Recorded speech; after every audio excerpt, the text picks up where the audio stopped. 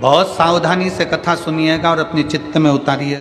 शिव महापुराण की कथा जिसके घर में चल रही है, जिसके टीवियों पर चल रही है, जिसके फेसबुक यूट्यूब पर चल रही है, जिसके मोबाइलों में चल रही है, घर में भले 5 मिनट शिव महापुराण की कथा चले, पर प्रतिदिन अपने मोबाइल को चालू कर 5 मिनट शिव पुराण चालू कर छोड़ दिया करो। घर में टीवियों पर अगर कथा आए तो भले सुनो चाहे नहीं सुनो, 5-10 मिनट उस टीवी को चालू कर छोड़ा करो, जिससे वो शिव महापुराण के शब्द हमारे घर के वातावरण को शुद्ध करें। अपने भीतर जितने विचार उत्पन्न होते हैं, अपने भीतर जितने विचार आते हैं, अगर ये विचार आपके अच्छे हैं तो आपको परमात्मा से कोई दूर नहीं कर सकता, आप परमात्मा के करीब में पहुंच ही जाएंगे। और यदि आपका व्यवहार अच्छा, आप अगर अच्छे व्यवहार कर रहे हैं, अच्छा व्यवहार है यदि आपका, तो आपको मंजिल तक पहुंचने से कोई नहीं रोक सकता। आप मंजिल तक पहुंचोगे जरूर और अपनी मंजिल प्राप्त जरूर करोगे।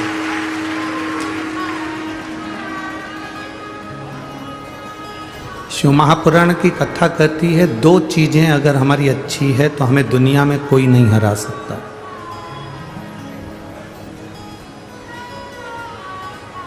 दो चीजें अगर हमारी श्रेष्ठ है तो हमें दुनिया में कोई नीचा नहीं दिखा सकता।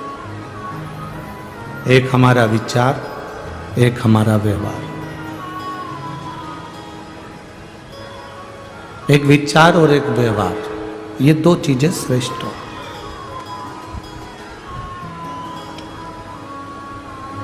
अपने विचार को कभी गलत मत होने दो और अपने व्यवहार को कभी गलत मत होने दो। घर में बैठे रहते हैं, परिवार में बैठे रहते हैं तो गलत चीजें सोचने में आती रहती है। क्यों सोचना? हम गलत क्यों सोचें? अगर हमें सोचना है तो हम अच्छा क्यों नहीं सोचें? हमारे भीतर का जो विचार आएगा वो हमारे सामने प्रकट होगा। हम किसी व्यक्ति के लिए, आप 7 ताले में बंद हो जाओ, कमरे में बंद हो जाओ, किसी कमरे के अंदर बंद होकर किसी के लिए गलत सोचना चालू कर दो, वो खुद अपने आप आपके लिए गलत सोचना प्रारंभ कर दे। आप अगर किसी के लिए गलत सोच रहे हो तो वो व्यक्ति आपके लिए गलत सोचेगा, ये पक्का है। आप किसी के लिए अच्छा सोचोगे तो वो अच्छा सोचेगा, ये निश्चित है। हमारे शरीर में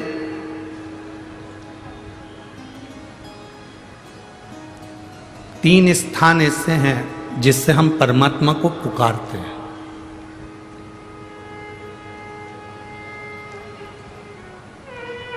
पहला स्थान हमारी नाभि।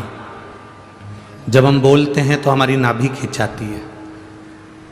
एक बार बोल कर देखो, हर हर महादेव। आप जितना तेज भगवान को पुकारोगे आपकी नाभि उतनी तेज खिंचाएगी। आपकी जो डूठी है, नाभि है, टुंडी है, उतनी तेज खिंचाएगी। अब यहाँ नाभि को क्या कहते हैं हमें नहीं मालूम, पर पेट पर जो नाभि होती है, डूठी होती है, वो खिंचाएगी।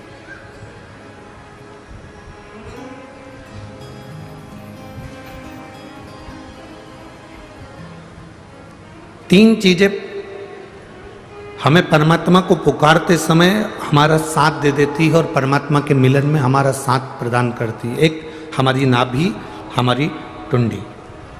दूसरे नंबर पर हमारा ये दोनों भुकुटी के मध्य में जहां हम तिलक लगाते हैं वो आज्ञा चक्र।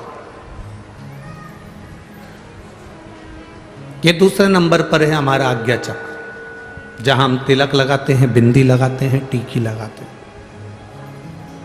और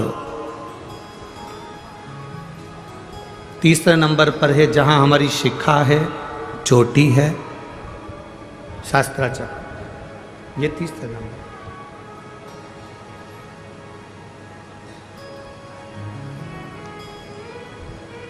जिस समय जो व्यक्ति ज़्यादा बीमार पड़ जाता है, बहुत बीमारियों से ग्रसित हो जाता है, बहुत मात्रा में उसको अगर बीमारी ने घेर लिया तो शंकर जी पे चढ़े हुए जल का 3 जगह पर अगर वो स्पर्श कर लेता है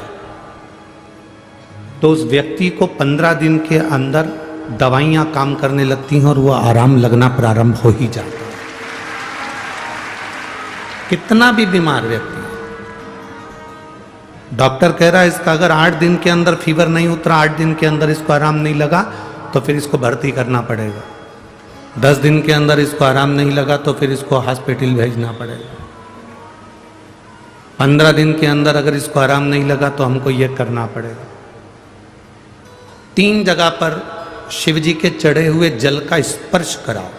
शंकर जी पे चढ़े हुए जल को लेकर आओ कटोरी में, लोटे में, उसका स्पर्श हमारी नाभि पर हो, उसका स्पर्श हमारे जहाँ हम तिलक लगाते हैं उस जगह पर 3 उंगली से उसका स्पर्श, ब्रह्मा विष्णु महेश हमारे आज्ञा चक्र पर उसका स्पर्श हो और उसी जल का स्पर्श हमारे मस्तक पर। आप 4 से 5 दिन लगातार भगवान शंकर पे चढ़े हुए जल का स्पर्श 3 जगह पर करते रहेंगे तो व्यक्ति कितनी भी बीमारी से घिरा हो उसको 15 दिन के अंदर उठकर खड़े होना ही पड़ता है।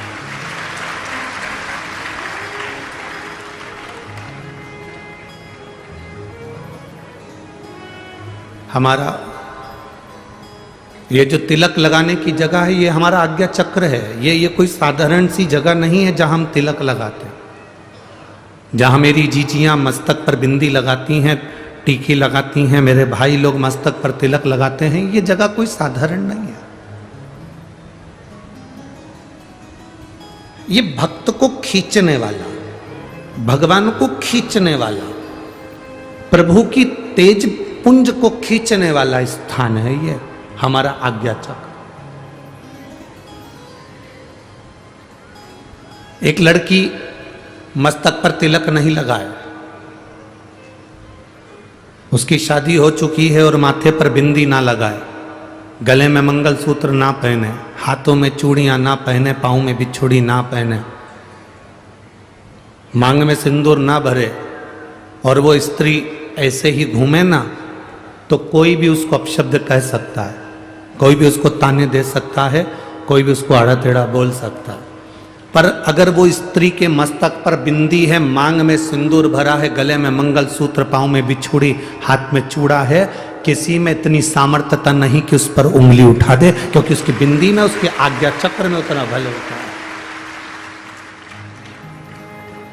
उसके आज्ञा चक्र में इतना बल है, उसके मस्तक पर इतना बल है।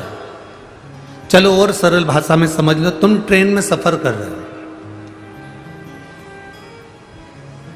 आप सबसे निवेदन करेंगे आप ट्रेन में सफर करो और सफर करते करते आपके सिर पर तिलक नहीं लगाओ, कोई कुंकू हल्दी कुछ भी तुम्हारे मस्तक पर तिलक नहीं लगाए और तुम ट्रेन में जाकर बहुत भीड़ हो रही है और वहां जाकर तुम खड़े हो जाओ, जाने की तैयारी करो, कोई तुमको जगह नहीं देगा। पर यदि तुम्हारे मस्तक पर तिलक लगाए, तुम जो लगाना चाहो, बिंदी लगाओ, नारायण तिलक लगाओ, तुम जिस पंथ के उस पंथ का तिलक लगाओ, चाहे तो त्रिपुंड खींच लो, चाहे तिलक कर लो, और तिलक लगाकर आप ट्रेन में चढ़े तो कोई ना कोई ऐसा बंदा मिल ही जाएगा जो आपको सीट दे देगा या आपको बुलाकर अपने पास में बिठा देगा। ये आज्ञा चक्र है हमारा। जब हम भगवान देवाधिदेव महादेव को, हम तो माताओं से भी कहते हैं, हम पुरुषों से भी कहते हैं, हम बच्चों से भी कहते हैं, हम सबको एक निवेदन हमेशा करते आए, आज फिर कह रहे हैं। 40 गांव की पवित्र भूमि से हम तो इतना कहना चाहेंगे कि आप अगर शंकर जी के मंदिर में जाते हो, जल लेकर आते हो, आचमन करते हो, तो वहां से जब आओ तब उस भगवान शंकर के चरणों के उस जल को अपनी नाभि स्थल पर, अपने मस्तक पर और अपने सिर के ऊपर उस जल का स्पर्श जरूर करें, उसका फल मिलेगा।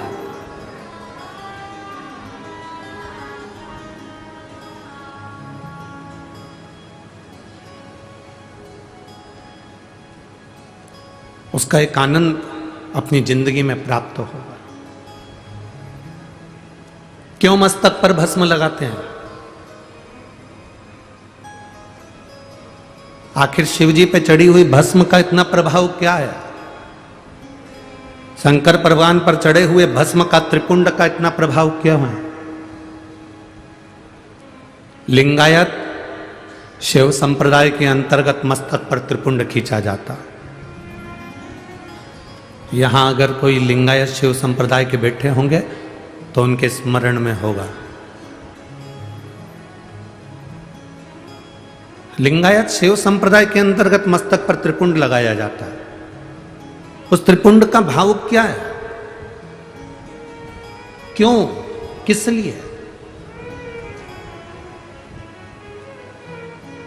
एक कथा बड़ी सुंदर है, आप लोगों ने स्मरण में लिया होगा। दुर्वासा बाबा का जब प्रागट्य हुआ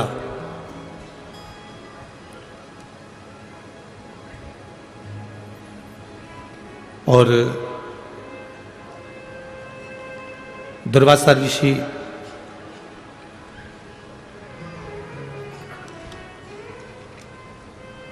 कुछ अवस्था धारण करे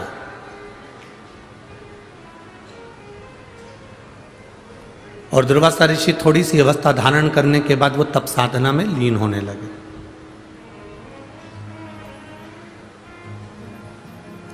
जब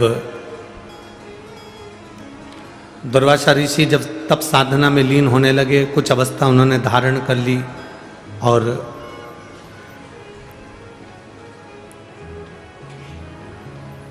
दुर्वासा जी जब एक अवस्था धारण कर कर तप साधना में लीन होते हैं, एक बार उनके मन में आया कि मैंने बैकुंठ बहुत देखा, मैंने ब्रह्मलोक बहुत देखा,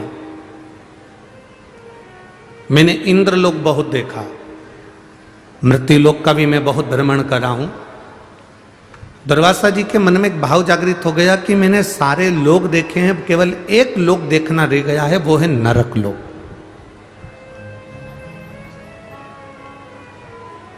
केवल एक लोक है, नरक, और उस नरक को मैंने नहीं देखा।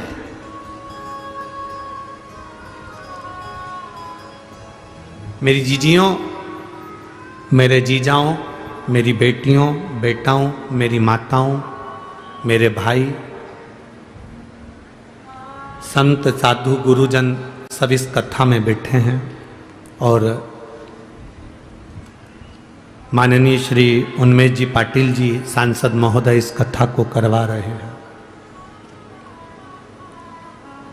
बड़े ध्यान से सुनना इस कथा कि एक मस्तक पर त्रिपुंड लगा हुआ, भस्म लगा हुआ, शंकर जी के चढ़े हुए जल का मात्र मस्तक पर त्रिपुंड धारण कर लेना, शंकर जी पे चढ़े हुए जल को मात्र अपने शरीर पर छींट लेना, शंकर जी पे चढ़े हुए जरा से निर्माल्य को अपने शरीर से छुआ लेना, शंकर जी पे चढ़े हुए भस्म को अपने सिर पर, मस्तिष्क पर धारण कर लेना, और उस निर्माल्य की क्या पूंजी है, उस निर्माल्य का फल है।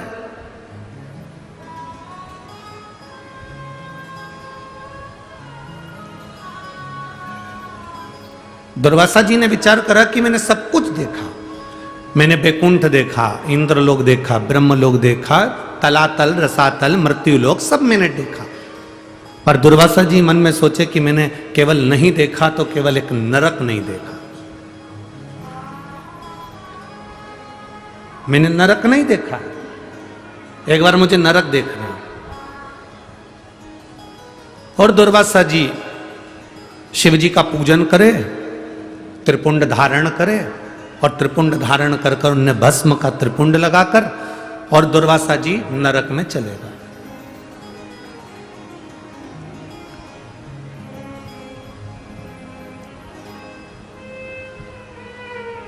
जैसे दुर्वासा जी नरक में पहुंचे, यमराज हाथ जोड़कर दुर्वासा जी का साधुवाद कर रहे हैं, प्रभु आप आए हैं, वेलकम टू नरक, आपका स्वागत है नरक के अंदर, नरक में आपका स्वागत, आओ पधारो, नरक में आइए। आप स्वर्ग में जाएंगे तो भी स्वर्ग में आपका स्वागत होगा, आप इंद्रलोक जाएंगे तो इंद्रलोक में स्वागत होगा। आप जहां जाते हैं, पृथ्वी पर आपका जन्म होता है, आप पैदा होते हो तो आपके घर के लोग नगाड़े बजाते हैं, फटाके फोड़ते हैं, आतिशबाजी छोड़ते हैं, लड्डू बंटवाते हैं। तुम जहां जाओगे ना वहां तुम्हारा स्वागत होगा, ये निश्चित है। तुम जहां जाओगे वहां तुम्हारा स्वागत है। मरोगे तो भी तुम्हारा स्वागत है। शमशान जाने से पहले ढोल नगाड़े बैंड बाजे तुम्हें सजा धजा के राम नाम, अरे बोलो बोलो जम के बोलो जरा, राम नाम सत्य है, बोलते बोलते स्वागत करते करते तुमको लेकर जाएंगे। हर जगह तुम्हारा स्वागत, जन्म में भी मृत्यु में भी, प्रत्येक जगह। स्वर्ग गए तो वहां स्वागत है, इंद्रलोक गए तो वहां स्वागत है। जहां तुम जा रहे हो वहां तुम्हारा। अब जैसे ही दुर्वासा बाबा नरक में गए तो नरक में जाते से दुर्वासा जी का स्वागत हुआ, वेलकम नरक, आओ ये नरक में आपका दरवाजा खुला है, आइए। दुर्वासा जी ने नरक में जाकर क्या देखा? कुंभीपाक नरक में पहुंचे और उस कुंभीपाक नरक में दुर्वासा जी, एक कुंड बना हुआ था जिस कुंड में पापियों को पटका जाता था। उस कुंड में पापियों को गिराया जाता था और जिस कुंड में पापी गिरते हैं उस कुंड में दुर्वासा जी ने देखा कि पूरे नरक में लोग त्राही त्राही कर रहे हैं, चिल्ला रहे हैं, चीख रहे हैं, कुंड में भी लोग फंसे हुए हैं। और उसी समय पर दुर्वासा जी ने विचार करा कि इतना विशाल कुंड है नरक के अंदर, इतना विशाल तालाब बना हुआ है नरक के अंदर, चलो मैं इस तालाब में एक बार जरा झांक कर देखूं कि है कौन। और जैसे ही दुर्वासा ऋषि उस नरक में, उस कुंड में नीचे झांके, झांकते से दुर्वासा जी क्या देखते हैं कि उस कुंड में से, नरक की उस कुंड में से एक बैकुंठ जैसा सुंदर एक स्थान प्रकट हो जाता है और जिसको बैकुंठ कहा जाता है। बड़ा सुंदर बैकुंठ प्रकट हो। अब नरक और नरक के अंदर कुंड, और कुंड में क्या प्रकट हो गया? जम के बोलो जरा, अच्छे आवाज आना चाहिए हमारी तक कि क्या प्रकट हुआ? बैकुंठ प्रकट हुआ। कितना आश्चर्य है, कितना बड़ा आश्चर्य, जरा विचार करिए। नरक, नरक में भी सबसे कठोर नरक कुंभीपाक नरक, और कुंभीपाक नरक में जो कुंड बना है उस कुंड में क्या प्रकट हो गया? बैकुंठ। उसमें बैकुंठ प्रकट हो। दुर्वासा जी के मन में खलबली मच गई, नरक के अंदर बैकुंठ कैसे आ सकता है? ये नरक के अंदर ये बैकुंठ कैसे प्रकट हो सकता है? खलबली मच गई। जैसे ही खलबली मची, सामने थोड़ी दूर पर यमराज आए। यमराज ने आकर हाथ जोड़े दुर्वासा जी के, प्रभु क्या बात है, आज आपका चेहरा बड़ा उदास दिख रहा है, क्या हुआ क्या है? दुर्वासा जी बोलते हैं, मेरे को समझ में नहीं आ रहा है कि मैं नरक घूमने के लिए आया था, नरक में भी कुंभीपाक नरक घूमने आया था। कुंभीपाक नरक में कुंड है, उस कुंड में मैंने दर्शन करा, उस कुंड में मैंने जैसे ही झांका, झांकते से ही मैंने जीवों को चिल्लाते हुए सुना था, उसमें जैसे ही झांका, झांकते से उसमें बैकुंठ प्रकट हो गया। समझ में नहीं आता ये बैकुंठ कहां से आया। यमराज हाथ जोड़कर बोले, प्रभु दुर्वासा जी कुछ नहीं, बैकुंठ कहां से प्रकट हुआ है मैं आपको बताता हूं। आप शंकर जी की पूजन कर कर अपने सिर पर भस्म धारण कर कर आए थे। जब आप कुंड में झांक रहे थे, आपके मस्तक की भस्म उसमें गिर गई थी और उससे बैकुंठ प्रकट हो गया। केवल मस्तक की भस्म, जब आप झांक रहे थे, झांकते समय मस्तक की भस्म उसमें गिर गई थी और वो भस्म गिरने से बैकुंठ प्रकट हो गया। कहां प्रकट हुआ? जम के बोलो जरा। नरक में, नरक में भी कुंभी पाक नरक में, और कुंभी पाक नरक में भी ऐसे कुंड में जिसमें जीवों को तड़पाया जाता था, पटका जाता था, उस कुंड में बैकुंठ प्रकट हो जाता है। शिव महापुराण की कथा कहती है, जब शंकर जी के चढ़ी हुई भस्म सिर पर लगाकर हम जाते हैं और वो भस्म जहाँ पर भी जाकर थोड़ी सी भी गिरती है तो हम जैसे पापियों का उद्धार करने के लिए बैकुंठ को प्रकट कर देती है, बैकुंठ को प्रकट कर।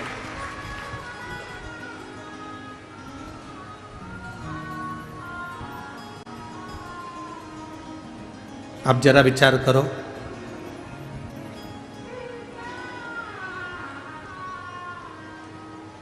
कल कोई कह रहा था, गुरुजी, अरे गुरुजी,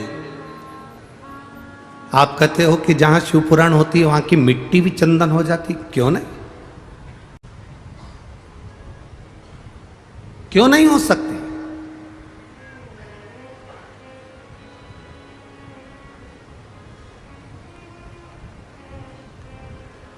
अरे गुरुजी,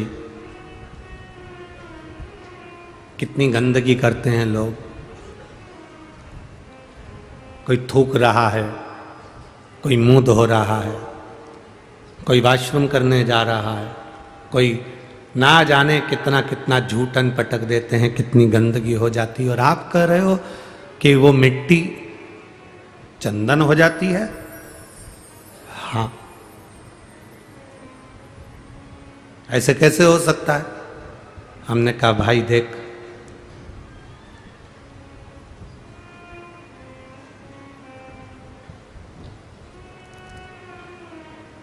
पैसा जो होता है ना, उस पैसे को चाहे तुम मुर्दे के ऊपर पटक दो, चाहे गंगा के जल में पटक दो, पैसे की कीमत कम होती है क्या? अरे बोलो तो जम के, नहीं होती। उसी तरह मिट्टी मिट्टी है। जिस जगह पर भजन होता है, तप होता है, साधना होती है, मंत्र का उच्चारण होता है, श्री शिवाय नमस्तुभ्यम बोला जाता है, पंचाक्षर मंत्र, नमः शिवाय बोला जाता है, षडाक्षर मंत्र, ओम नमः शिवाय बोला जाता है, उस स्थान की मिट्टी अपने आप में वो पवित्र बन जाती है, चाहे वो कैसी भी हो, उसकी पवित्रता प्रबल हो, उसमें गलत कुछ नहीं है, उसमें पवित्रता है। और हम तो यहां तक कहेंगे कि आपने देखा क्या? लोगों को थूकते हुए देखा तो तुमने कह दिया, तुमने गंदगी देखी इसलिए गंदगी दिखी।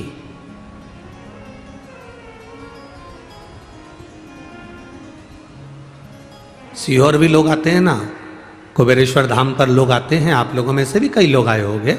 कई लोग आकर कहते हैं, अरे गुरुजी थोड़ी व्यवस्था तो ठीक करना चाहिए, यहाँ तो हर कहीं लोग बैठ जाते हैं, कंकर शंकर पूजन करा वहीं छोड़ देते हैं, लोग लांग कर जा रहे हैं, जूता चप्पल उधर से निकाल कर जा रहे हैं, कोई कहीं से जा रहा है, कोई कहीं से जा रहा है, कोई कहीं से जा रहा है। जरा विचार करिए, जो पूजन कर रहा है वो कंकर में भी शंकर का दर्शन कर कर पूजन कर रहा है, और उसके दर्शन में भी अगर तू खोट निकाल रहा है तो तेरा आना ही व्यर्थ है, तेरा कुबेरेश्वर धाम आना ही व्यर्थ है। क्योंकि इस कुबेरेश्वर धाम की तो संपूर्ण भूमि कंकर शंकर की। आप बैठे, भजन करा, तप करा, साधना करी, श्री शिवाय नमस्तुभ्यम जपा, आपने पूजन करी, पूजन कर कर वो कंकर को वापिस आप एक स्थान पर डाल दिया, या पूजन करने के बाद वो कंकर आप अपने साथ लिया, वो आपके ऊपर निर्भर कर। मानो तो मैं गंगा मां हूं और ना मानो तो बहता, ये आपका भरोसा आपके ऊपर निर्भर करता है। एक पत्र है, देखिए,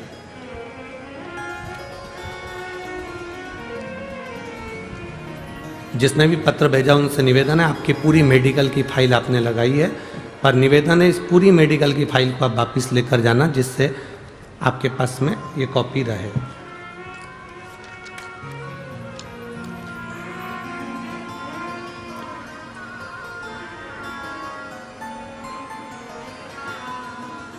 मेरा नाम मनीषा गुणवंत राव सोनबड़े, मुकाम पोस्ट कर मूड। ठीक है बोला? कि गड़बड़ बोला? ठीक है ना? हाँ, तुम लोग समझ जाओ बस है, बाकी के तो जाने दो उसको। मुकाम पोस्ट कर मूढ़, तहसील 40 गांव, जिला जलगांव, मोबाइल नंबर ये। कहीं बैठी हैं का? देख कहीं, हाँ ऐसे हाथ हिला दो, ठीक है। जिला जलगांव में 40 गांव तहसील की रहने वाली हूँ। मेरे पति की अचानक पेट में दर्द होने लगा। हम सभी परिवार वाले 40 गांव के सुमन हॉस्पिटल के डॉक्टर साहब के पास में दिखाए। फिर डॉक्टर साहब ने बताया कि इनकी किडनी में पत्थरी है। डॉक्टर ने ऑपरेशन की सलाह दे दी क्योंकि शुगर की बीमारी के कारण मेरे पति की किडनी कमजोर थी। डॉक्टर ने कहा आपका मन पड़े आप जिस हॉस्पिटल में ले जाकर ऑपरेशन करा सकते हो और इनको ले जा सकते हो। फिर हमने ऑपरेशन करवाया, परंतु ऑपरेशन करने के बाद उनकी किडनी ने काम करना बंद कर दिया और उनको वेंटिलेटर पर डाल दिया गया। वेंटिलेटर पर डालने के बाद में उनका शरीर काम नहीं कर रहा था। हम बाबा के भरोसे पर भगवान को जल चढ़ाना प्रारंभ कर दिया। गुरुदेव जल चढ़ाना प्रारंभ करा। थोड़ा सा जल उनके होठों पर लगा देते, एक बेलपत्री उनको दे देते, बस बाबा की कृपा से उनकी आंख तो खुली और उन्होंने शरीर ने काम करना प्रारंभ करा। पर दवाइयां काम नहीं कर रही थी। गुरुदेव जब दवाइयां काम नहीं कर रही थी तो धीरे धीरे शरीर ने काम करना प्रारंभ करा। फिर उनको डायलिसिस पर रखा गया, डायलिसिस करवाया गया। 1 महीने में 2-2, 3-3 डायलिसिस होने लगे। दोनों बच्चे और मैं खुद भटक कर थक गए, पर उनका ठीक नहीं हो पाया। गुरुदेव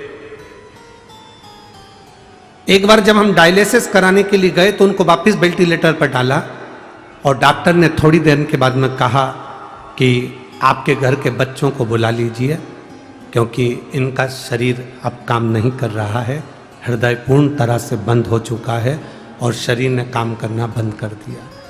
जिसकी रिपोर्ट मैंने लगाई है उस रिपोर्ट के अंतर्गत मेरे पति का शरीर काम नहीं कर रहा था, हार्ट बंद हो चुका था, हृदय धड़कना बंद हो चुका था, नाड़ियां चलना बंद हो चुकी थी और उनका शरीर पूरा लाश की तरह हो गया था।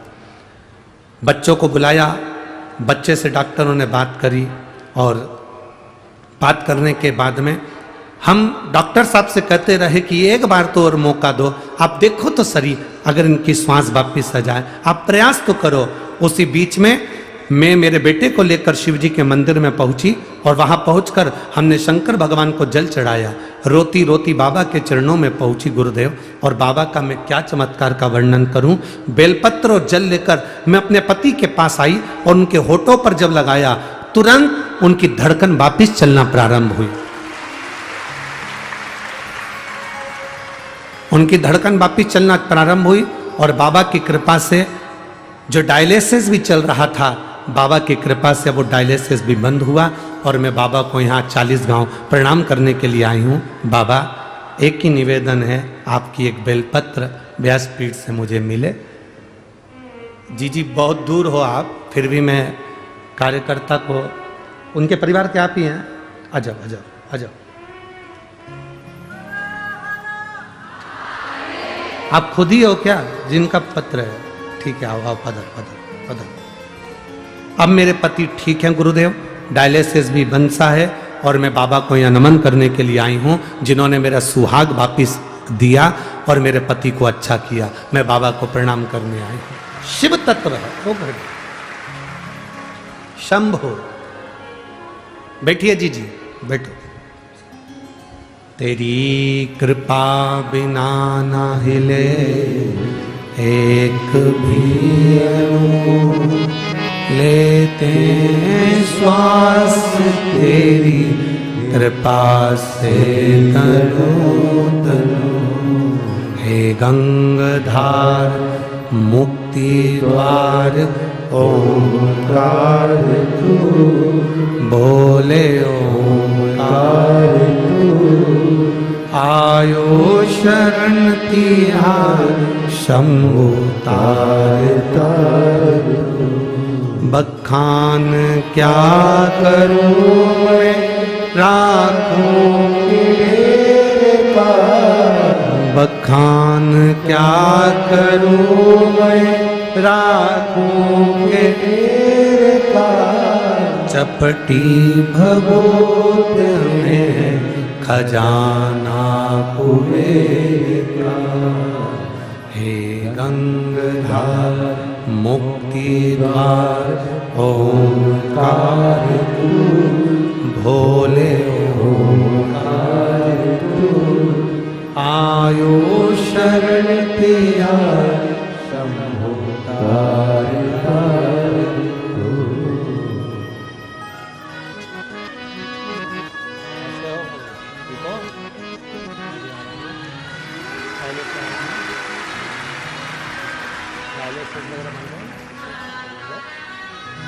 डायलिसिस पूरा बंद हो गया। अरे रो नहीं, खुश हो तो बाबा ने अच्छा करा ना, अब रोते नहीं है, अच्छा खुश खुश रहना चाहिए। डायलिसिस बंद हो गया ना, बस ठीक।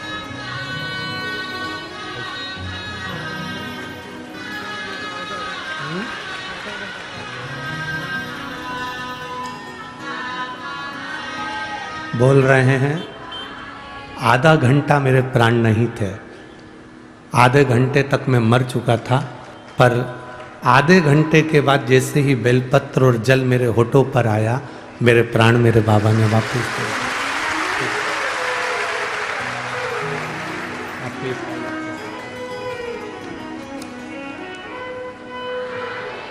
स्वस्थ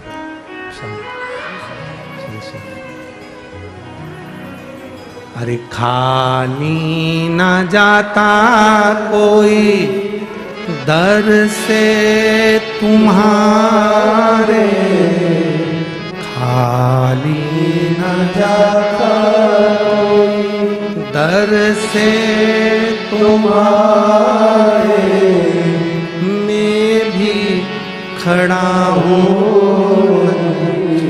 बाहें फसाए, अपने हृदय से लगा लो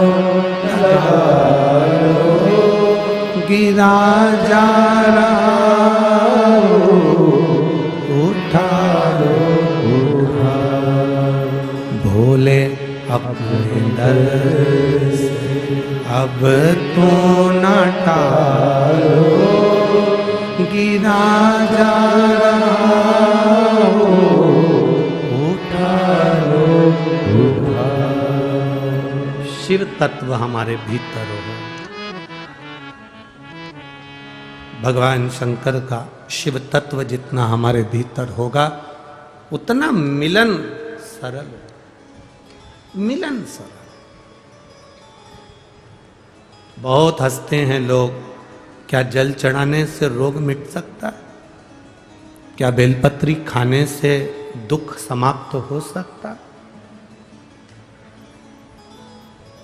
उससे पूछो जिसका 1 महीने में 3-3, 4-4 बार डायलिसिस हो रहा हो, वेंटिलेटर पर पड़ा हो और उसके बेटे से कह दिया गया हो कि बॉडी को ले जाओ।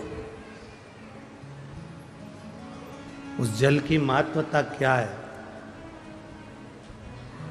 दुर्वासा बाबा ने अपने मस्तक पर जो भस्म का त्रिपुंड लगाया और नरक कुंभिपाक नरक के कुंड में झांका, उस भस्म के तिलक में से जरा सी भस्म नीचे गिर गई। जब हम मांग भरते हैं, जब हम तिलक लगाते हैं तो उसमें से थोड़ा थोड़ा तिलक तो गिरता रहता। चंदन का त्रिपुंड लगा लो तो धीरे धीरे चमड़ी सूखेगी तो वो गिरेगा, गिरता है।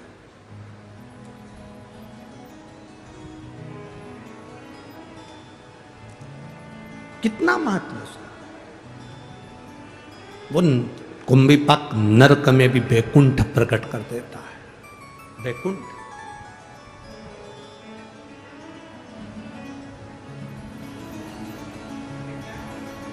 विष्णु पुराण पढ़ी है किसी ने? किसी ने अगर विष्णु पुराण पढ़ी हो तो विष्णु पुराण में लिखा है, लक्ष्मी जी नारायण से कहती हैं, प्रभु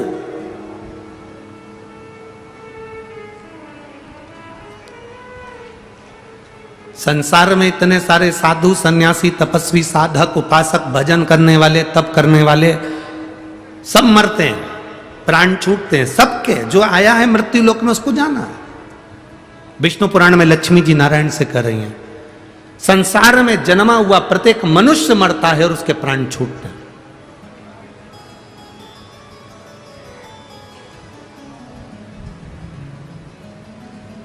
पापी भी मरता है, पुण्य वाला भी मरता है। पापी भी मरता है और पुण्य वाला भी मरता है। पर दुनिया में दीपावली तो हर साल मनाई जाती है। लक्ष्मी जी भगवान नारायण से पूछती हैं कि बैकुंठ में दीपावली कब मनाई जाती है? तो नारायण कहते हैं जब कोई शंकर का भक्त शिव की आराधना करते करते जल चढ़ाने के बाद मेरे पास पहुंचता है, तब बैकुंठ में दिवाली। उसका कारण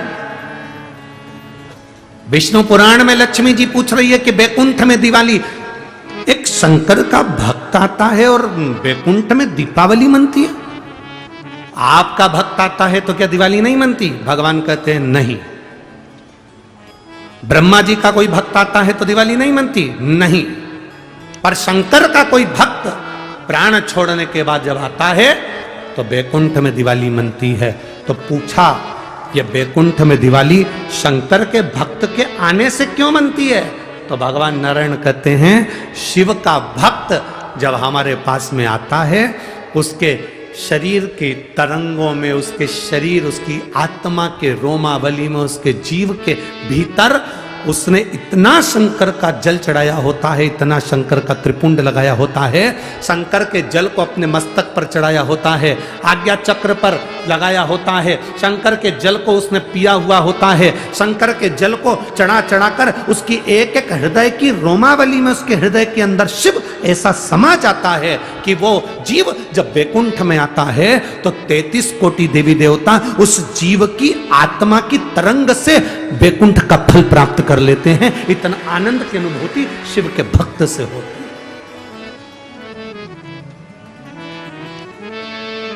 अरे कितने किस्मत वाले हो रे भाई।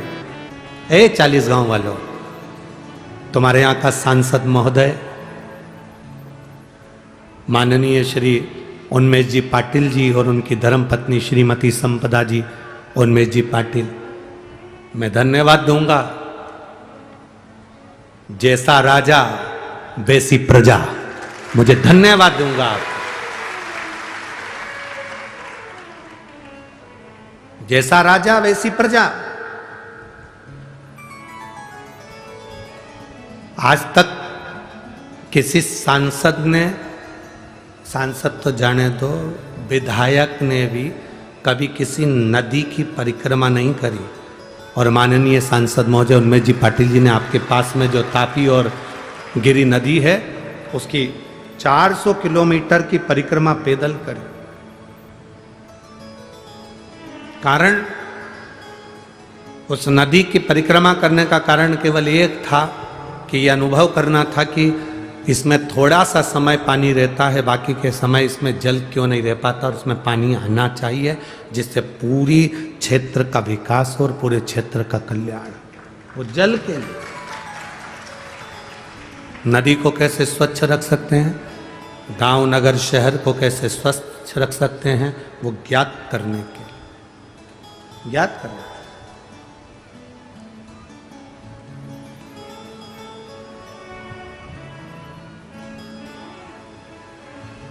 तुम साधारण 40 गांव की पवित्र भूमि पर रह रहे हो, हम तो कहते हैं कि धन्य है जो ये पवित्र कथा आप लोगों के बीच में पहुंची।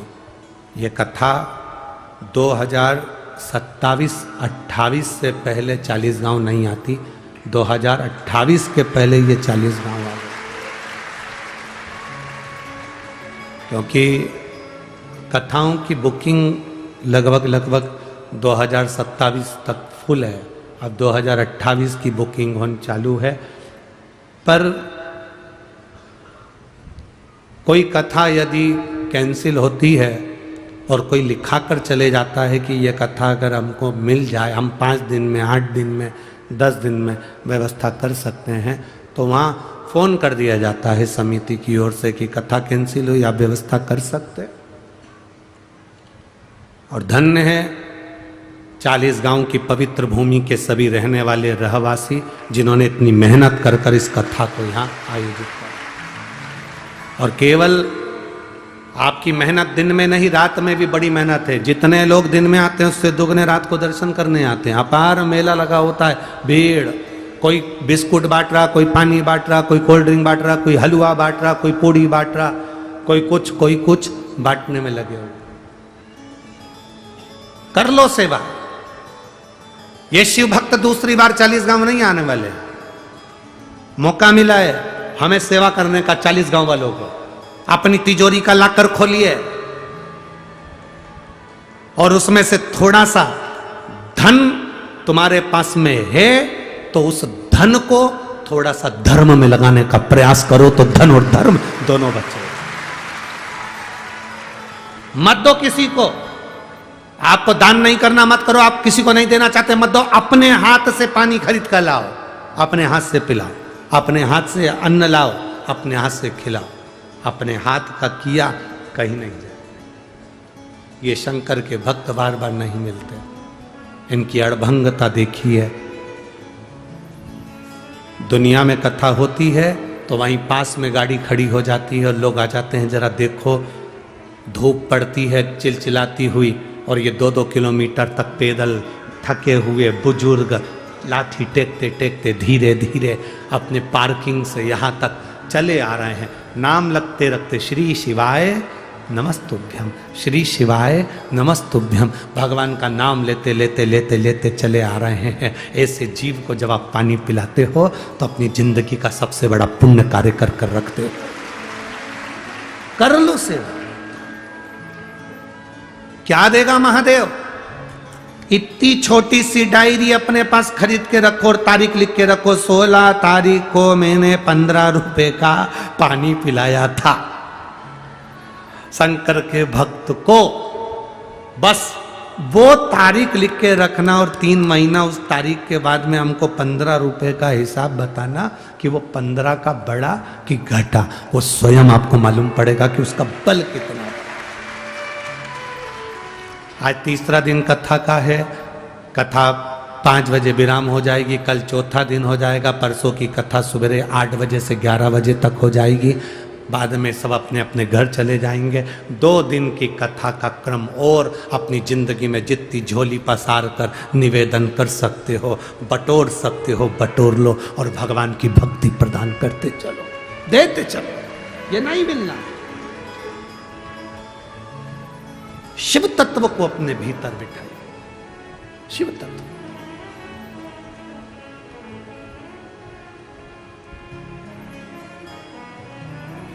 आज कोई कह रहा था गुरुजी अवध में राम आ रहे हैं। हमने कहा अवध में राम आ रहे हैं ऐसा नहीं है। जहां राम है वहां अवध है। जहां अवध है वहां राम नहीं है, जहां राम है वहां अवध है। आप अपने अपने नगर में, शहर में, गांव में, खेड़े में 22 तारीख को दिए जलाओगे, झालर लगाओगे, मिठाइयाँ बनाओगे, पूजन करोगे, पाठ करोगे, आरती करोगे दोपहर के 12 बजे, तो समझ लेना कि राम अवध में नहीं, तुम्हारे गांव में राम आए हुए हैं, तुम्हारे नगर में राम। कितनी सुंदर 2 लाख दिए कलर कर कर, 2 लाख दिए कलर कर कर राम जी का सुंदर चित्र बनाया है 2 लाख दिए से। मैं आस्था चैनल वालों से भी कहूँगा कि उसका फोटो पूरे आस्था चैनल पर दिखाएं कि यहाँ 40 गांव के भक्तों ने कितनी मेहनत करी है। 2 लाख दिए कलर करा। कलर करने के बाद में राम जी का चित्र, राम मंदिर का चित्र, अयोध्या का चित्र 2 लाख दिए से निर्माण किया। उसको आस्था चैनल पर जरूर दिखाएं। 2 लाख दीप से।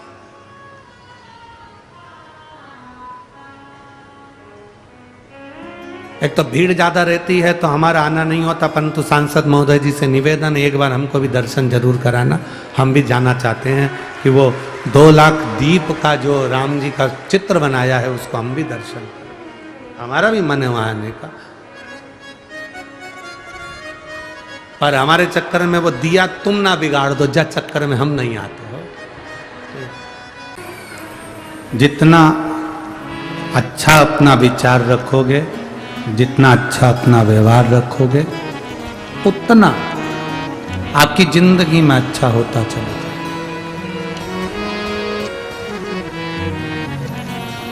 दुर्वासा बाबा के मस्तक का जरा सा त्रिपुंड का भस्म कुंभीपाक नरक के उस कुंड में जाता है और वैकुंठ बना देता है। लोग कितना भी हंसें, अपने मस्तक पर शिवजी पे चढ़े हुए जल का आप चंदन कंकु नहीं लगा सकते तो कम से कम उस जल को तो अपने मस्तक पर लगाओगे। दिखता है क्या? लगा लिया, ठीक है।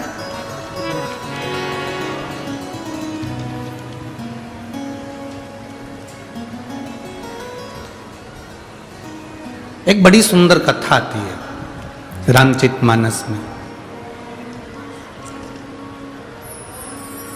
सुग्रीव जी के ससुर, कौन के ससुर? जम के बोलो जरा। सुग्रीव। क्या नाम था उनका? आप कहोगे गुरुजी हमको तो हमारे ससुर का नहीं मालूम, तो सुग्रीव के ससुर की बात कर रहे हैं।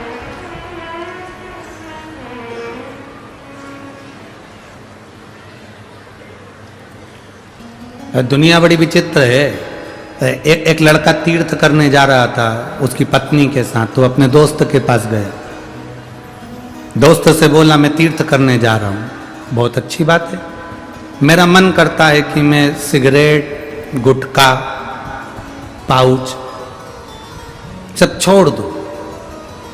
दोस्त और खुश हुआ, इससे बढ़कर और क्या खुशी होगी। छोड़ दे, पर समझ में नहीं आ रहा किसके पास छोड़ूं। मेरे सारे दोस्त बेकार हैं, अगर मैं उनके पास छोड़ के चले गया वो ही खा पी गए तो। दोस्त ने माथा ठोका। हम समझे थे कि तू जिंदगी भर के लिए छोड़ रहा है, तू तो दोस्त के पास छोड़ के जा रहा। हमें अपना स्मरण नहीं मालूम। बड़ी सुंदर कथा रामचरितमानस में आती है सुग्रीव के ससुर जी की। जो लंकापति रावण के यहां पर राजवेद का काम करते थे, जिनका नाम था सुषेण। कौन है वो? सुग्रीव के, बोलो बोलो जम के बोलो जरा, ससुर। सुग्रीव जी के ससुर जो लंकाधिपति रावण के यहां पर राजवेद का काम करते थे, जिसका नाम था सुषेण वेद। जो सुषेण वेद है,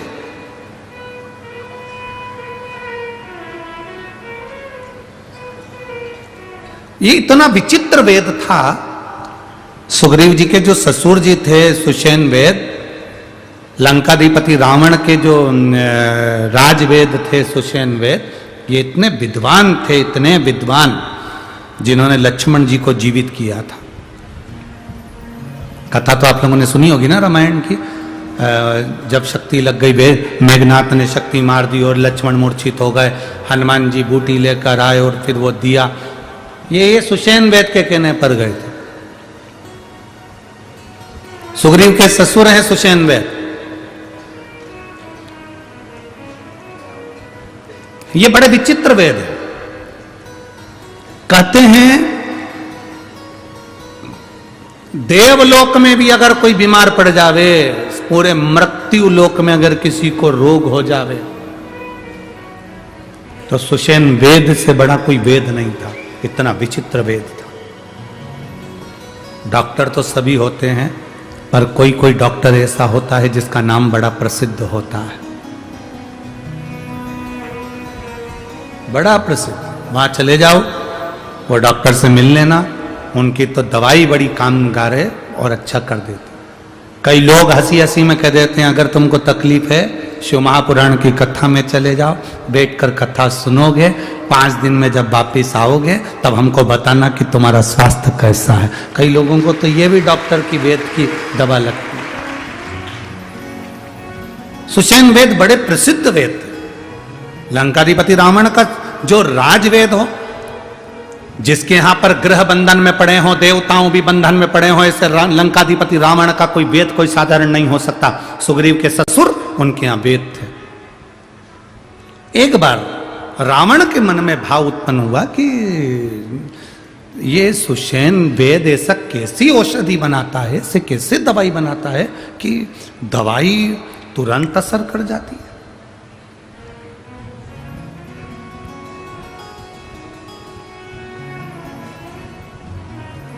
सुषेण वेद के पास में लंकाधिपति रावण गए, और सुषेण वेद के पास में जब लंकाधिपति रावण गए तो सुषेण वेद उस समय पर दवाई घोट रहा था।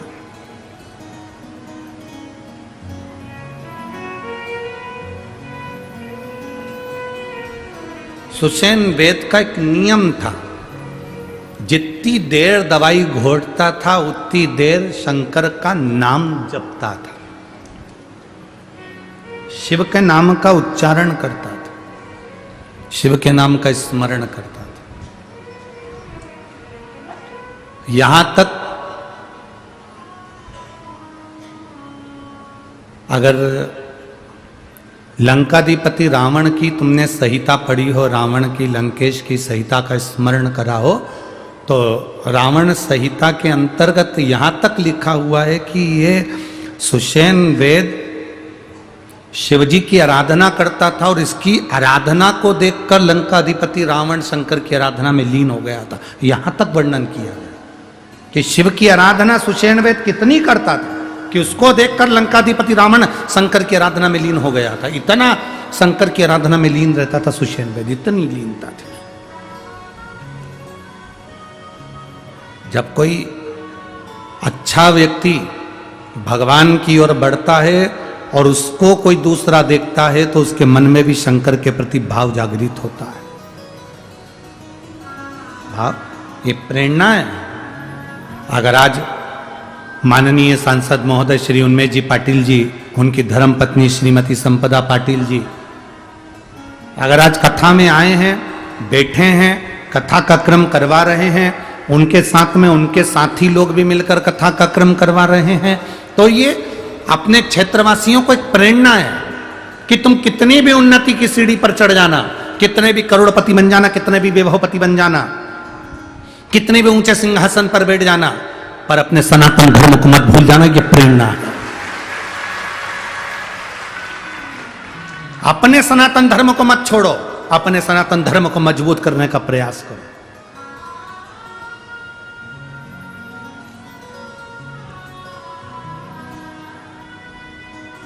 कल हमने कथा में कहा था, लोग कहते हैं हिंदू राष्ट्र बनाना, हम कहते हैं पहले अपने शरीर को हिंदू बनाने का प्रयास करो।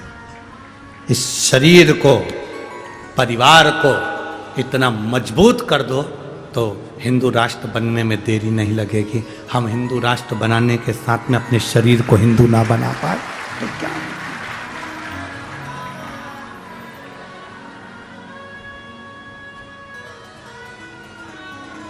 अभी हमने भजन लिया, उसमें कहा घर घर में अलख जगाना है, भारत में राम को लाना। हमने ये नहीं कहा कि अवध में राम को लाना। आपका गांव, आपका नगर, आपका शहर, आपका खेड़ा, आपका क्षेत्र, आपकी कॉलोनी, आपकी सोसाइटी, जहां पर आप रहते हो, राम नाम लेते हो, राम का उच्चारण करते हो, राम नाम का गुणगान करते हो, बस समझ लो तुम्हारा वो खेड़ा, तुम्हारा वो गांव, तुम्हारा वो घर, तुम्हारा वो दिल अवध बन गया है, अयोध्या बन गया है। फिर हमें नहीं भटका।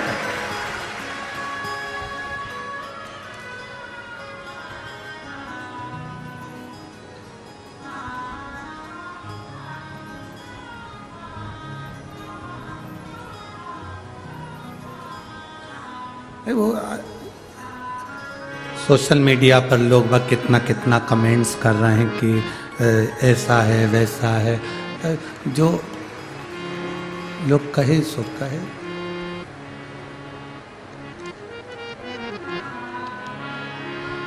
बोलने वाले बोलते रहेंगे।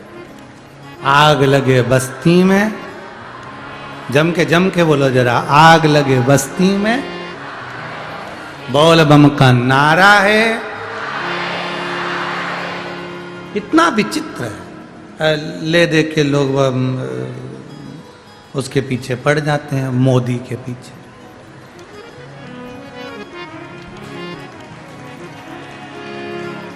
कभी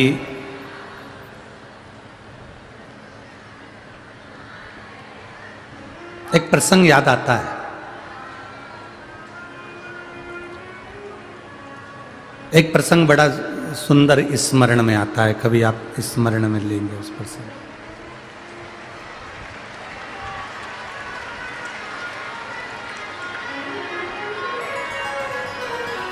शंभो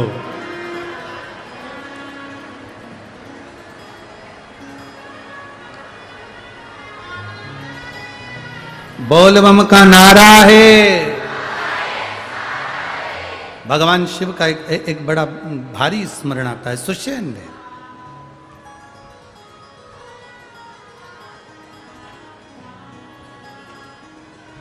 आज कोई कर था, और इससे पहले भी एक कमेंट्स में हमने देखा था कि वो मोदी जी ने थाली बजवा दी, मोदी जी ने वो ताली बजवा दी, मोदी जी ने ये बजवा दिया, मोदी जी ने वो बजवा दिया। अब आप लोग अगर विद्वान होंगे तो आप लोगों को समझ में आएगा, आप लोगों ने अगर पढ़ा होगा, स्मरण करा होगा। 2019 में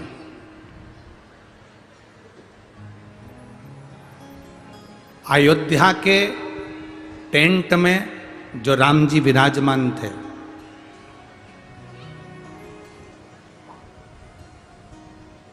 उनको हटाने का, उस मूर्ति को दूसरे मंदिर में ले जाकर रखना, क्योंकि वहां पर राम मंदिर का निर्माण होना। उस मूर्ति को ले जाने का तारीख आ गई और वो तारीख निकली 2020 में, गुड़ी पड़वा का दिन, चैत्र का महीना, 25 तारीख 2020। अब किसी ने कहा गुरुजी व मोदी जी ताली बजवा दी है, थाली बजवा दी है, घंटी बजवा दी है, हारन बजवा दी है। क्यों बजवाए? कभी आप अंदाजा लगाएंगे? तारीख आ गई नजदीक में, 25 तारीख को टेंट में से राम जी की मूर्ति को ले जाकर मंदिर में रखना है।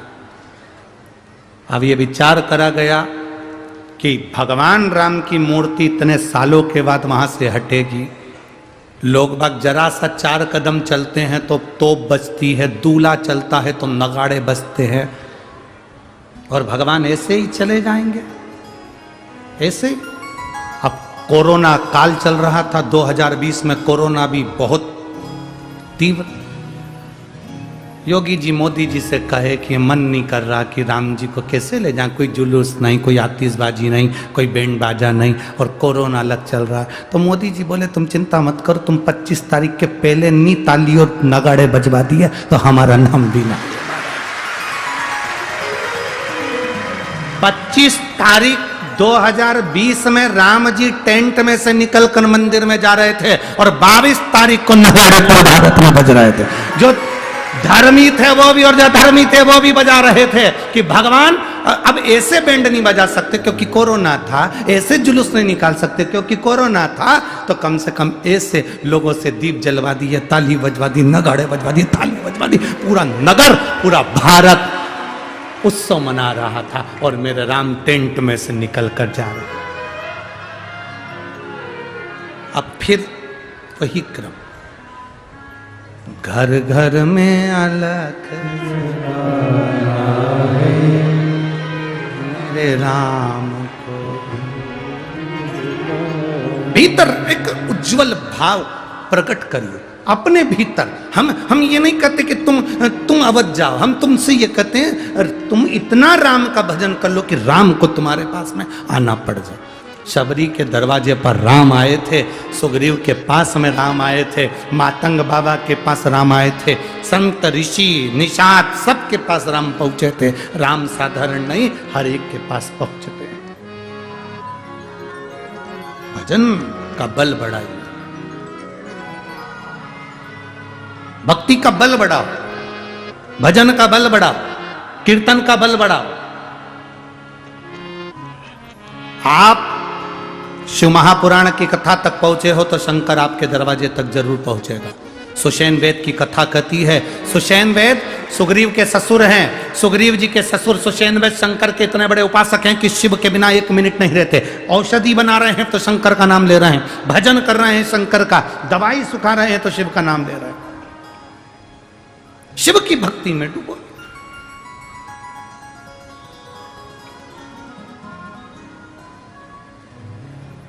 कोई जरूरी है क्या कि दिखावा कर कर ही भगवान का भजन करोगे?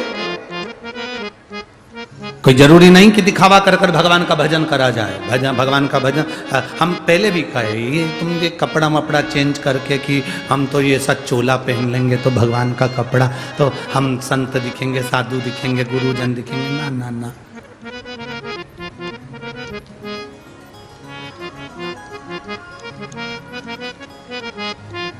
सुंदर दिखने के लिए कितनी मेहनत करते हो सब लोग। बोलो बोलो, ईमानदारी की बात बोलो रीजी जी। सुंदर दिखने के लिए कितनी मेहनत करती हो? 2 घंटा तो कजन कौन कौन से 3-4 ट्यूब रखे हैं उसमें बाथरूम के अंदर, एक एक करके लगाती, फिर पानी से धोती, फिर कोई दूसरा ट्यूब ले आई। वो तो एक बार हमें कहीं ठहराया था और ना जाने किसका कमरा था, उस कमरे में बहुत सारे ट्यूब रखे थे, साबुन नहीं था तो हमने निकाल के उससे धोया से तो मालूम पड़ा। तो पहला ट्यूब तो ऐसा था कि बिल्कुल एकदम चिकना चिकना था, उससे धो लिया। दूसरा ट्यूब ऐसा था कि उसमें ना जाने क्या क्या दर आ रहा था, कचरे जैसा अंदर ऐसा दर आ रहा था, मालूम पड़े पूरा चेहरा ही उससे छिल गया। और फिर तीसरा ट्यूब ऐसा था कि उसको धो तो वो छूटे ही नहीं, पानी ही नहीं पकड़े, पानी नहीं, धो के थका।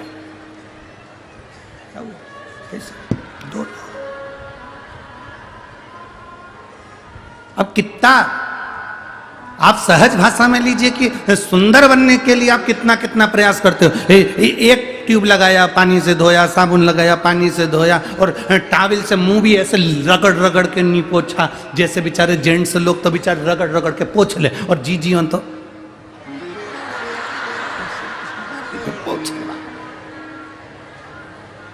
और 25 बार कांच में 25, और फिर बाद में तैयार होने का समय आया। किसी को भी तैयार होते हुए कभी मत देखना, कभी। आंखें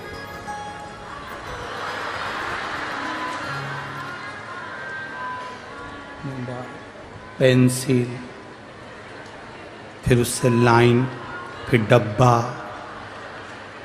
फिर इधर से नीली, फिर मालूम पड़े ज्यादा लग गई तो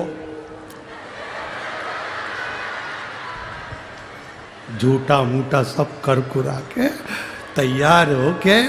अब कितनी मेहनत, जरा विचार करो। सुंदर बनने के लिए इतनी मेहनत कर रहे हो तो निवेदन है उस सुंदर परमात्मा को पाने के लिए वे थोड़ी सी मेहनत करो, जिससे परमात्मा तुम्हें थोड़ी सी, बस थोड़ी सी मेहनत करोगे, शिव तुम्हारे।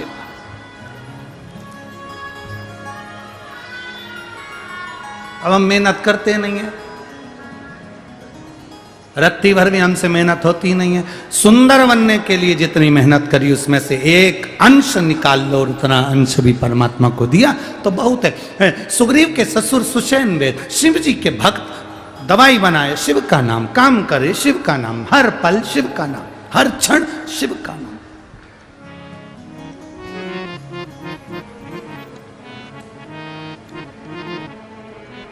गुणगान करते जाते, भजन करते, अरे भोले भंडारी रे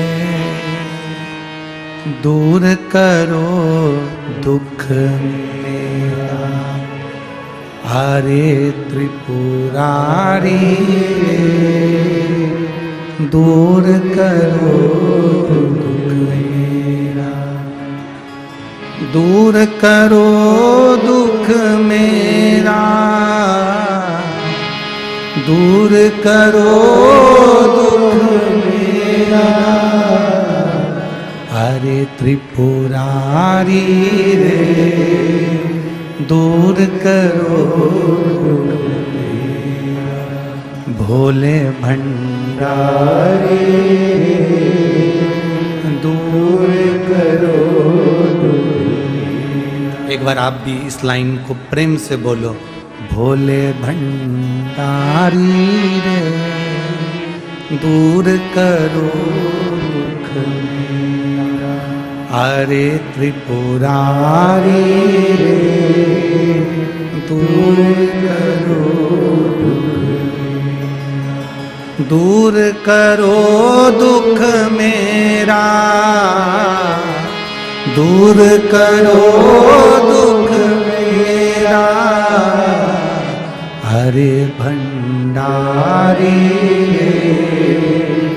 दूर करो दुख मेरा, कुबेर भंडारी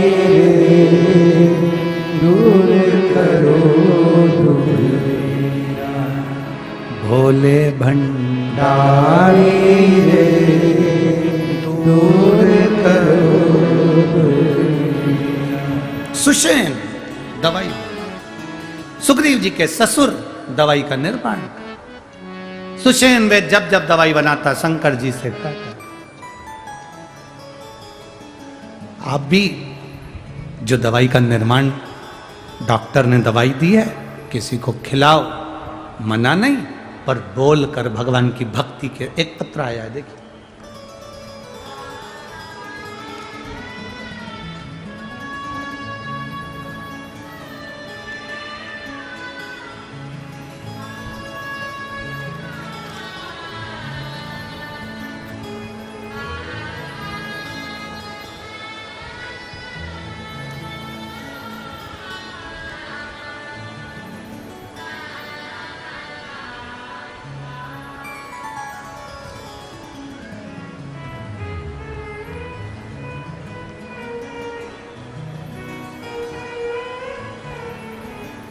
मेरा नाम सुनीता अशोक राजपूत।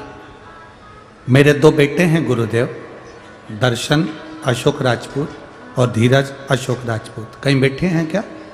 हाथ हिला सकती हैं। मेरा नाम सुनीता अशोक राजपूत। कहीं बैठी हो तो हाथ हिला सकती है। अच्छा उधर है, हाथ हिला दे। श्री शिवाय नमस्ते।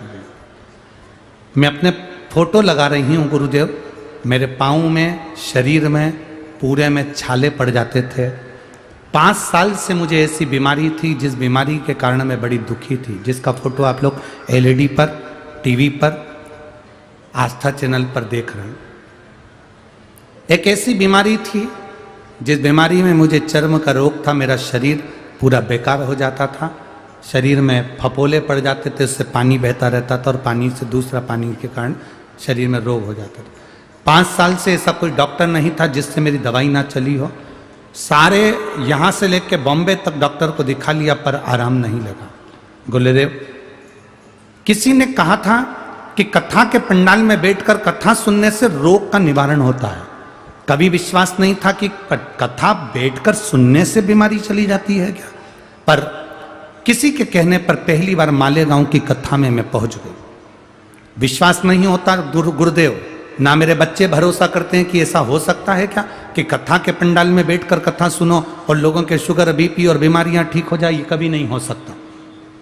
मैंने भी प्रैक्टिकल करा।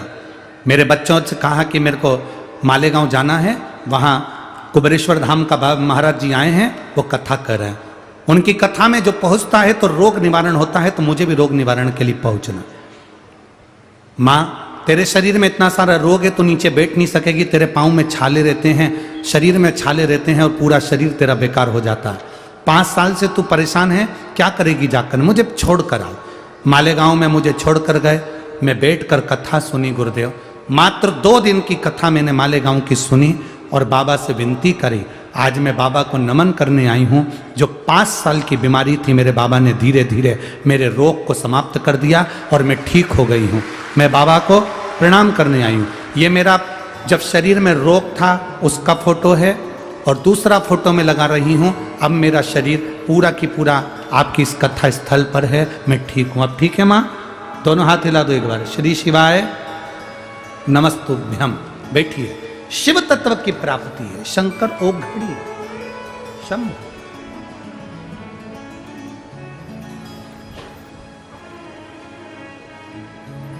उसकी अविरल भक्ति हमें मिलती है। सुषेण वेद क्या करते थे? सुषेण वेद का एक काम था, भोले भंडारी रे दूर करो दुख मेरा। जब आपको लगे कि हाँ शरीर का रोग ठीक नहीं हो रहा, तो सीहोर कुबेरेश्वर बाबा को याद करो और कुबेरेश्वर महादेव को याद कर कर, उसका नाम है कुबेरेश्वर महादेव, कुबेर भंडारी।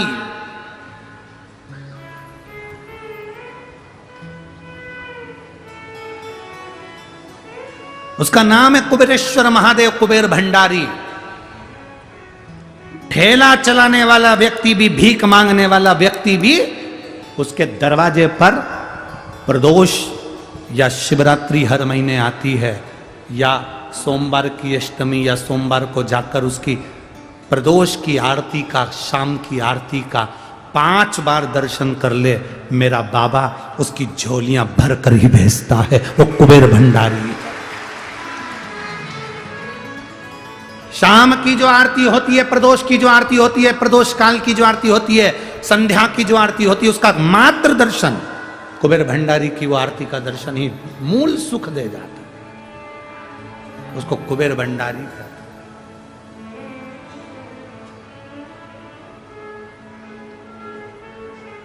कितने किस्मत वाले हैं आप सभी लोग। 7 मार्च से 13 मार्च तक शिवरात्रि के अवसर पर रुद्राक्ष महोत्सव होगा। आप 7 दिन वहां रहकर रोज शाम की प्रदोष काल की आरती का दर्शन बाबा की उस पावन चरणारविंद में करेंगे। ये जीवन का सुख है। रुद्राक्ष वितरण तो समय पर नहीं होगा, पर रुद्राक्ष उत्सव पूरा होगा। रुद्राक्ष वितरण तो 15 फरवरी को बंद हो जाएगा, फिर 15 मई को प्रारंभ होगा, जब तक रुद्राक्ष नहीं बटेंगे, क्योंकि अब रुद्राक्ष है भी नहीं। जो बाबा के सिद्ध करे, बाबा के चढ़े हुए रुद्राक्ष थे, वो विराम की ओर हैं, इसलिए 15 फरवरी तक ही वो चल पाएंगे, फिर विराम। फिर 15 मई से प्रारंभ। और जो 7 मार्च से 13 मार्च तक शिव महापुराण की कथा बाबा कुबेरेश्वर महादेव के पावन चरणों में, उसका एक आनंद ही दूसरा। 12 ज्योतिर्लिंग का मध्य है कुबेरेश्वर धाम। कुबेर भंडारी रे दूर करो दुख मेरा। कुबेर भंडारी रे दूर करो दुख मेरा। उसका स्मरण हमारा सुख दे। सुग्रीव जी के ससुर रावण के राजवेद सुषेण औषधि तैयार करते हुए शिव का नाम लेते हैं। लंकाधिपति रावण पीछे से आ गया और लंकाधिपति रावण ने खड़े होकर देखा, तो क्या देख रहे हैं सुषेण वेद को, कि वो तो औषधि तो बना रहा है, पर उसका शुद्ध नहीं है औषधि बनाने में, उसका ध्यान नहीं है औषधि बनाने।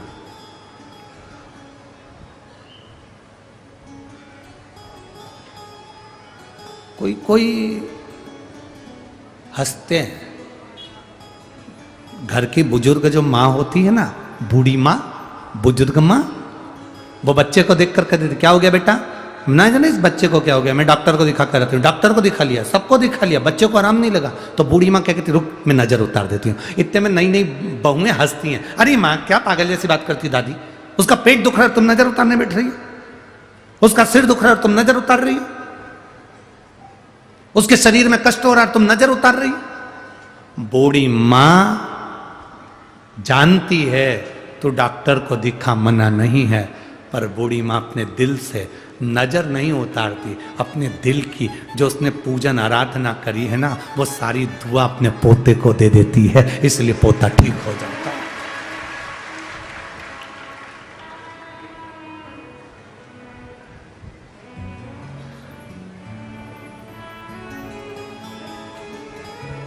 वो पोता ठीक हो जाता है। बूढ़ी मां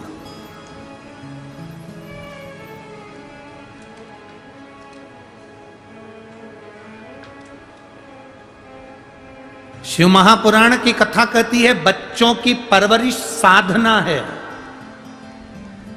ये मेरी माताएं, ये मेरी जीजियां, ये मेरे जीजा, ये मेरी बेटियां, ये मेरी बहुएं अपने बच्चों की परवरिश कर रही हैं। जो मां अपने बच्चे की परवरिश करती है वो साधना करती है। बच्चे को पढ़ाना है, डॉक्टर बनाना है, इंजीनियर बनाना है, मायके नहीं जाती उसके एग्जाम के कारण, कथा में नहीं आती उसकी पढ़ाई के कारण। कथा हो रही है अपने नगर में, नहीं जा पा रही क्योंकि उसके एग्जाम है, उसको पढ़ाना है, उसको देखना है, वो स्कूल से आएगा। खुद नहीं खाती, अपना निवाला बच्चे को दे देती है। खुद अच्छे कपड़े नहीं पहनता, कमा कमा कर बच्चे की फीस में भर देता है बाप। बच्चों को परवरिश करना, बच्चों को पालना, ये साधना है, ये साधना है। बच्चों की परवरिश तुम्हारी साधना है, तुम्हारी साधना। बच्चों की परवरिश तुम्हारी साधना है, पर बच्चों से निवेदन है माता पिता की सेवा तुम्हारी आराधना है।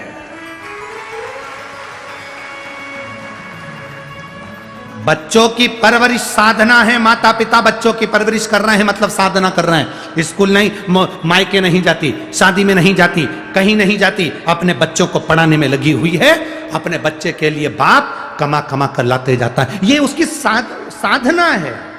पर बच्चों का नियम है कि बच्चे अपने माता पिता की सेवा करें, तो भगवान से भी बड़ी आराधना माता पिता की सेवा है, परमात्मा से। ये आराधना है हमारी।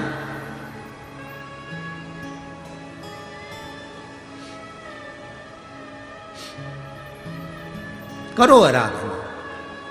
साधना और आराधना दोनों होना चाहिए। बच्चों को पढ़ाओ, खूब विद्वान बनाओ, खूब विद्वान। एक पत्र है, उस पत्र में लिखा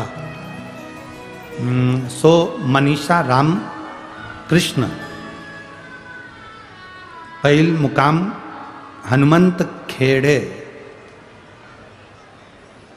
सही है, ठीक है।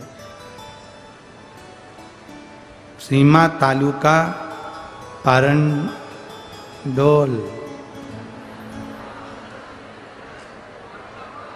है। चल तुम लोग समझ जाओ बाबा। हो गड़बड़ हो जाए तो भी समझ जाना। हो जिला जलगांव। कहीं बैठे हो तो हाथ हिलाइएगा। आप ही आए, हिला दो एक बार। श्री शिवाय नमस्तुभ्यं। बधाई आपको बहुत बहुत है। मेरा लड़का राज हर दिन शिव जी के मंदिर जाता है गुरुदेव। उसको मंदिर जाने की ललक आपने उत्पन्न कर दी, वो शंकर जी के मंदिर जाने लगा।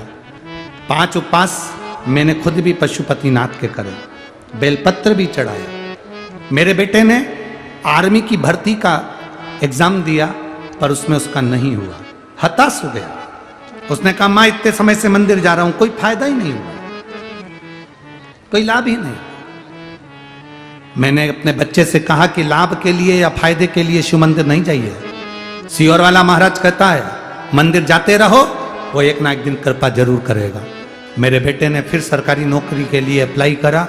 मेरा बेटा बहुत हताश हो चुका था, पर मेरे बच्चे ने फिर अप्लाई करा और बाबा की कृपा से आज मेरा बच्चा गवर्नमेंट में बीएमसी की नौकरी में लग गया। मैं बाबा को यहाँ दंडवत प्रणाम करने के लिए आई हूँ। बधाई आपको। श्री शिवाय नमस्तुभ्यं। बैठिए। शिव तत्व है ओघड़ी। बच्चों की परवरिश साधना है, पर बच्चों से निवेदन है अपने माता पिता की सेवा आराधना है। अपने माता पिता की सेवा जरूर करो। और मेरा जीजियों से निवेदन है, मेरे जीजाओं से निवेदन है, कोई पुरुष ये ना सोचे कि मेरी पत्नी मंदिर जाती है तो उसका पुण्य मुझे मिल जाएगा, मेरी पत्नी मंदिर जाती है तो उसके खाते का पुण्य मुझे मिल जाएगा। तुम्हारा समोसा तुमको ही खाना है।